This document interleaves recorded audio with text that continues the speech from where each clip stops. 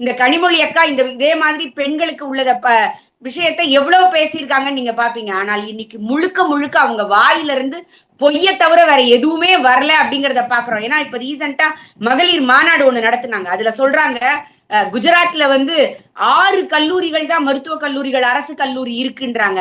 அதே இடத்துல உட்காந்து கொஞ்சம் அறிவு இருக்கிற ஒரு திமுக காரன் கூகுள் பண்ணி பார்த்தான்னா தெரிய போகுது எத்தனை அரசு மருத்துவக் கல்லூரிகள் இருக்குன்னு. கடந்த 4 ஆண்டுகள்ல இந்த தமிழகத்துல எத்தனை அரசு மருத்துவக் கல்லூரிகள் நீங்க கொண்டு வந்துட்டீங்க? இதற்கு முன்னாடி இருந்த ஏடிஎம்கே பீரியட்ல 11 கல்லூரிகள் கேட்கப்பட்டு மத்திய அரசினுடைய பங்களிப்போடு 60-40 ரேஷியோல பணம் கொடுக்கப்பட்டு இவர்கள் ஆட்சிக்கு வந்த 2 மாசத்துல அதை திறந்து வச்சாங்க. அந்த கிரெடிட்டை இவங்க எடுத்துக்க முடியாது.